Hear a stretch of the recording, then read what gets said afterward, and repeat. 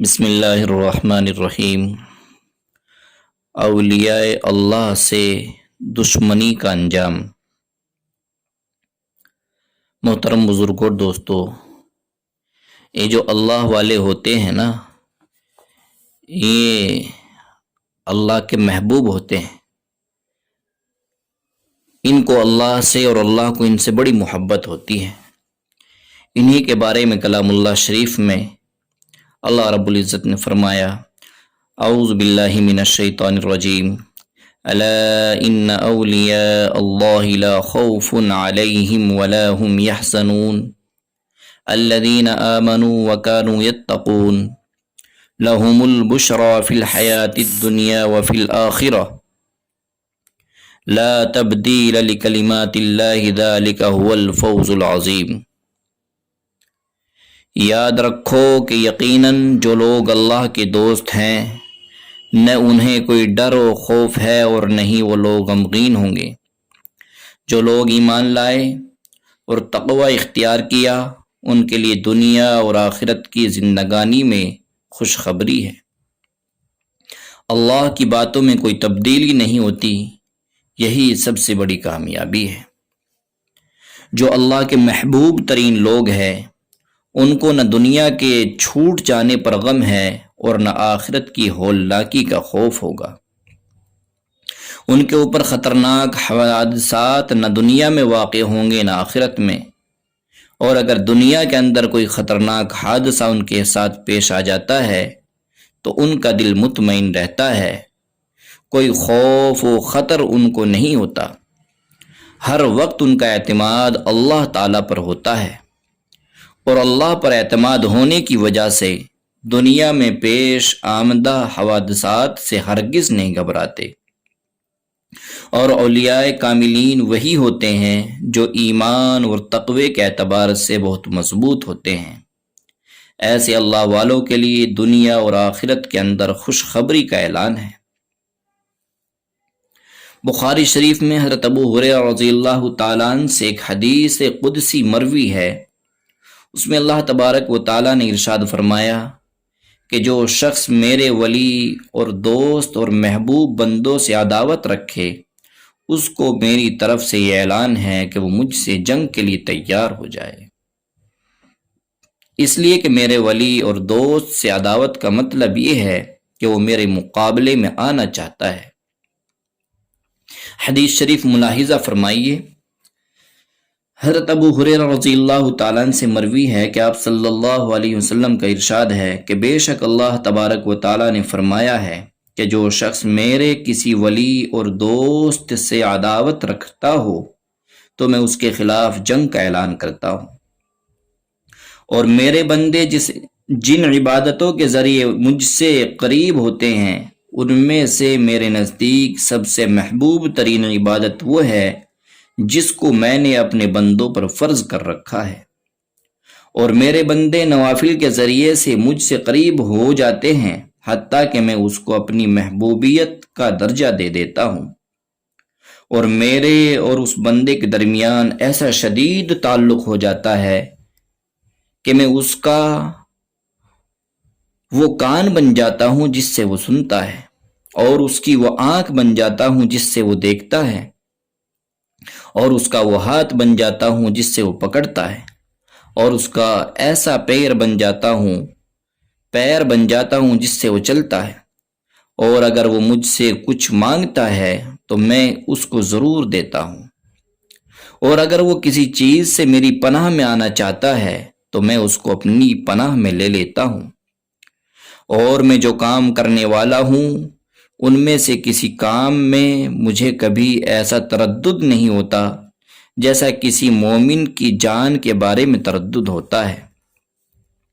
وہ موت کو ناگوار محسوس کرتا ہے تو میں بھی اس کی ناپسندیدہ چیزوں کو ناگوار محسوس کرتا ہوں،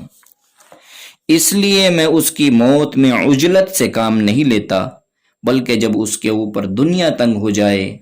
وہ دنیا سے نفرت کرنے لگے اور آخرت کی نعمتوں کو ترجیح دینے لگے، تب میں اس کو موت دیتا ہوں۔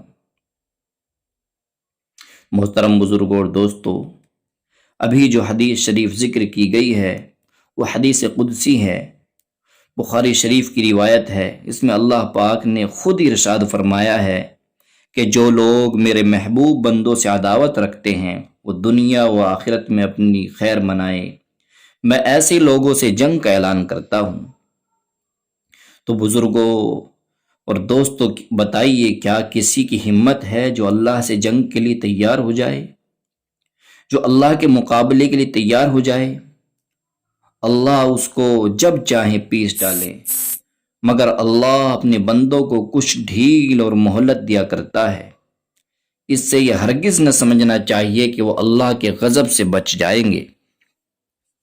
اور اللہ تعالیٰ نے خود فرمایا کہ میں اپنے محبوب بندوں کا خود کان بن جاتا ہوں جس سے وہ سنتے ہیں، اور خود ان کی آنکھ بن جاتا ہوں جس سے وہ دیکھتے ہیں، اور میں ان کے ہاتھ پیر بن جاتا ہوں جن سے وہ پکڑتے اور چلتے ہیں۔ جب وہ مجھ سے مانگتے ہیں تو ضرور دیتا ہوں، اور جس چیز سے وہ پناہ مانگتے ہیں میں ان کو پناہ دیتا ہوں، اور جو میری پناہ میں داخل ہو جائے تو کس کی ہمت ہے کہ اس کا کچھ بگاڑ سکے۔ بہت ڈرنے کی ضرورت ہے۔ آج کل ہمارا حال کیا ہے؟ ذرا سی کسی اللہ والے کے بارے میں باتیں سنی نہیں اور بس اس کا چرچا اور اس کے تعلق سے طرح طرح کی بدگمانی اپنے اندر پیدا کر لیتے ہیں۔ بہت زیادہ ڈرنے کی ضرورت ہے محترم بزرگوں اور دوستوں، کہ لوگ جب چاہیں کسی مومن کے بارے میں زبان کھول دیتے ہیں اور علماء اور بزرگوں کی پگڑی اچھالتے ہیں، بلکہ بعض دفعہ تو کسی ذاتی مسئلے کے حل نہ ہونے کی وجہ سے علماء کے پیچھے پڑ جاتے ہیں، ان پر الزام اور عیب لگاتے ہیں۔ ایسا ہرگز نہیں کرنا چاہیے۔ اللہ تعالیٰ ہر ایک کو دیکھ رہا ہے کون کیا کر رہا ہے، اور اللہ تبارک و تعالیٰ دلوں کی باتوں کو خوب جانتا ہے۔ ایک واقعہ میں آپ کو سناتا ہوں، امام بخاری رحمت اللہ علیہ اور امیر بخارا کا۔ جب امام بخاری رحمت اللہ علیہ ملک کے شام و عراق وغیرہ سے ہو کر نیشیا پور تشریف لانے لگے تو نیشیا پور کے مشہور محدث محمد بن یحییٰ ذہلی نے متعلقین سے کہا کہ میں امام بخاری کے استقبال کے لیے جا رہا ہوں، جس کا جی چاہے استقبال کرے۔ اس اعلان کے بعد نیشیا پور شہر سے 2-3 میل دور تک جا کر لوگوں نے امام بخاری رحمت اللہ علیہ کا استقبال کیا، اور جب نیشیا پور پہنچ کر امام بخاری رحمت اللہ علیہ نے درس حدیث کا سلسلہ شروع فرمایا تو کئی ہزار طلبہ نے امام بخاری کے درس میں شرکت کی، مگر چند ہی دن کے بعد کسی نے خلق قرآن کا ایک اختلافی مسئلہ اٹھا کر امام بخاری پر الزام لگایا، اور بہت جلد ان کا حلقہ درس ختم ہو گیا۔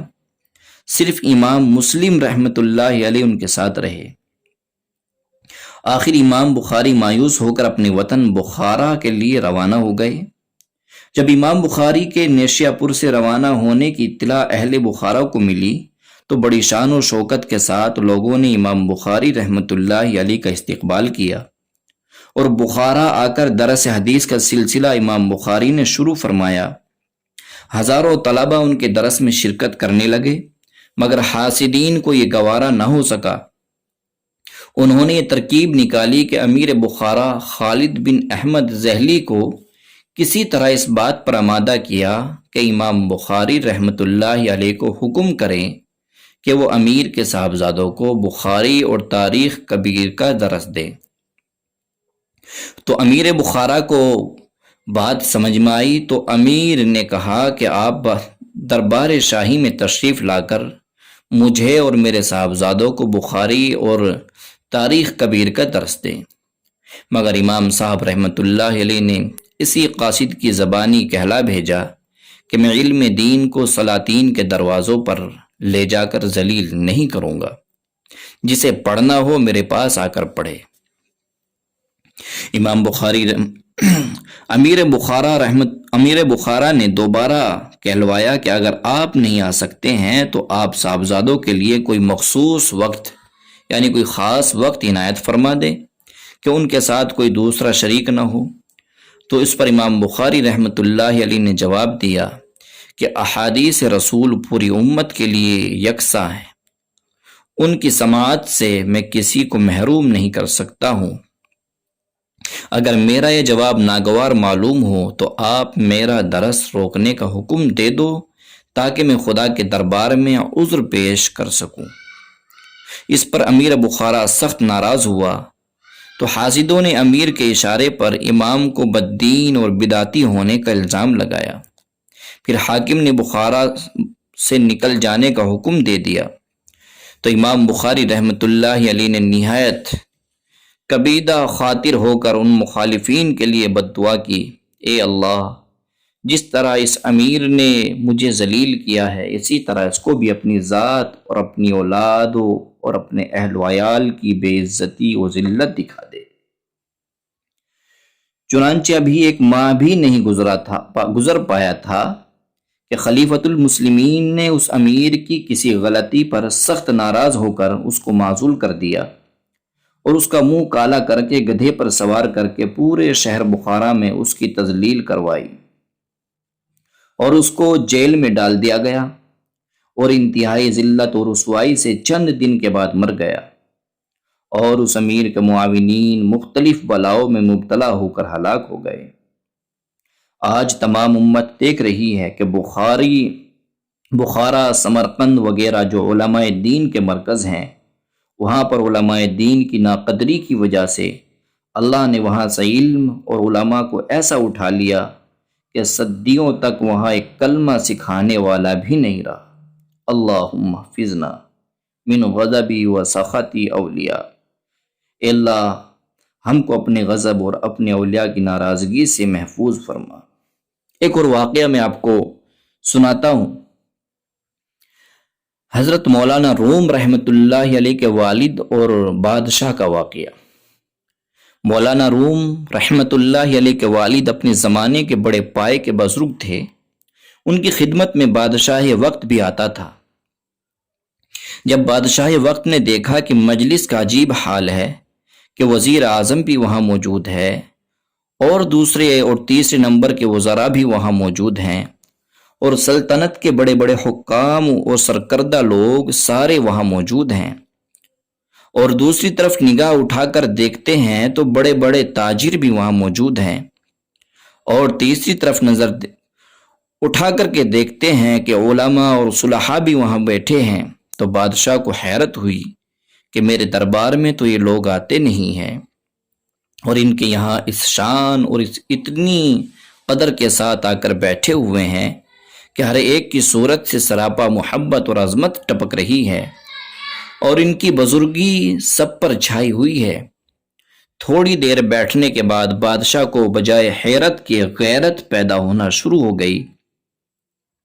اور یہ حسد بادشاہ کے ذہن میں بیٹھ گیا کہ ان کے پاس اتنا اقتدار ہے کہ میں باوقار ہوں، میرے پاس اتنا اقتدار نہیں ہے۔ تو بادشاہ نے یہ تدبیر سوچی کہ ان کو مال اور خزانے میں پھانس دیا جائے۔ چنانچہ یہ کہہ کر ان بزرگ کے پاس خزانے کی کنجیاں یعنی چابیاں بھیج دی کہ میرے پاس تو اور کچھ رہا نہیں، سب آپ کے پاس ہے، تو خزانے کی کنجیاں بھی آپ کی خدمت میں حاضر ہیں۔ تو رومی رحمت اللہ علیہ کے والد نے کنجیاں یہ کہہ کر واپس کر دی کہ آج بدھ کا دن ہے اور کل تک مجھے مہلت دے دیجیے، پرسوں جمعہ ہے، میں جمعے کی نماز پڑھ کر آپ کا شہر چھوڑ کر چلا جاؤں گا، سب چیزیں آپ کو مبارک ہو۔ یہ خبر لوگوں کے درمیان میں اڑ گئی تو وزیروں کی طرف سے استعفا کا سلسلہ شروع ہو گیا۔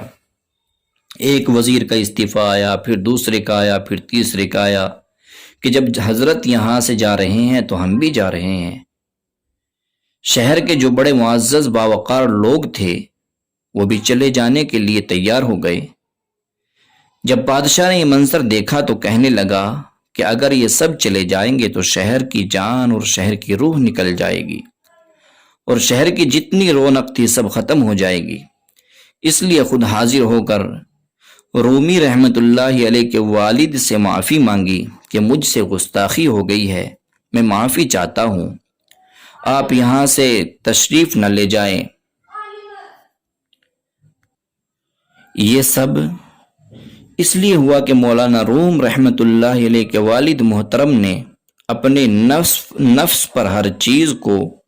حضور صلی اللہ علیہ وسلم کی محبت کے مقابلے میں قربان کر دیا تھا۔ اس کے نتیجے میں اللہ نے ہر چیز کے دل میں ان کی محبت پیدا فرما دی تھی اور اللہ نے ان کو کامل ولایت عطا فرمائی تھی۔ محترم بزرگوں اور دوستو،